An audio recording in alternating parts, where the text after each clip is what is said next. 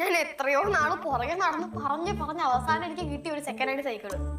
ബാക്കിയുള്ള പിള്ളേർ അച്ഛനമ്മമാര് എന്തൊക്കെ വാങ്ങിക്കൊടുക്കുന്നു. ഞങ്ങൾ അത്രയൊന്നും ചോദിക്കുന്നില്ലല്ലോ അമ്മ.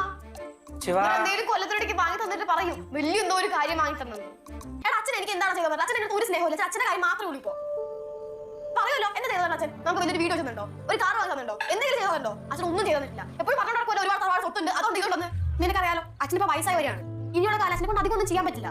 അല്ലെങ്കിൽ സത്യം പറഞ്ഞാൽ ആർക്കും പിടിക്കില്ലല്ലോ. എനിക്ക് പണ്ടേ അറിയാവുന്ന കാര്യമല്ലേ ഇത്. ശിവ നിർത്തിക്കോട്ടാ. കുറെ നേരം നീ തുടങ്ങിയിട്ട് നിനക്ക് എന്താ അച്ഛനെ കുറിച്ച്?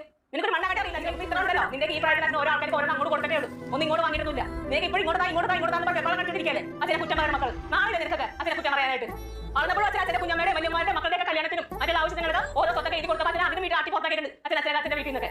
അപ്പോൾ അച്ഛനോടൊക്കെ പറഞ്ഞെന്താണെന്ന് അറിയാമോ? എന്താ പറയുന്നറിയാമോ? എന്റെ സ്വത്തിന് അത് കുറച്ചേക്കെ. അപ്പോഴും അച്ഛനെ മാത്രമേ നഷ്ടം പറ്റിയിട്ടുള്ളൂ. ഈ അച്ഛന്റെ കയ്യിൽ നിന്ന് പൈസ കഴിച്ച കാര്യങ്ങൾ ആൾക്കാരൊക്കെ കുറെ കഴിഞ്ഞ അച്ഛനെ പറഞ്ഞു മണ്ടനാണ് ബാലു, ജീവിക്കാൻ അറിയാൻ പാടില്ലാത്തവൻ എന്നൊക്കെ. അപ്പോഴും അതിന് പരിഹാസം മാത്രം വരുന്നത്. എന്നിട്ട് അച്ഛനെ കുറ്റം പറയാണ് മക്കൾ. നാളില്ല നിനക്കൊക്കെ. ഇപ്പോഴും നാട്ടുകാരാണെങ്കിലും വീട്ടുകാരാണെങ്കിലും മക്കൾ പറയും അച്ഛനെ കുറ്റം പറയാണ്. എല്ലാവർക്കും എല്ലാം കൊടുത്തേ ഉള്ളൂ നിന്റെ അച്ഛൻ. അതിനൊന്നും ഇപ്പോഴും വാങ്ങിച്ചിടുന്നില്ല. ഇപ്പോഴും നിങ്ങളുടെ സ്നേഹം കൂടിയിട്ട് കയ്യിലേക്ക് കൊണ്ടുവരുന്ന സെക്കൻഡ് ഹാൻഡ് നിനക്ക് വാങ്ങി തന്നിട്ടില്ലേ? അത് വാങ്ങിയല്ലോ നിനക്ക്. ഇതൊക്കെ എവിടെ വാങ്ങിക്കൊണ്ടു? നീ നോക്ക് കരയല്ലേ. 3500 രൂപ ഉണ്ട്.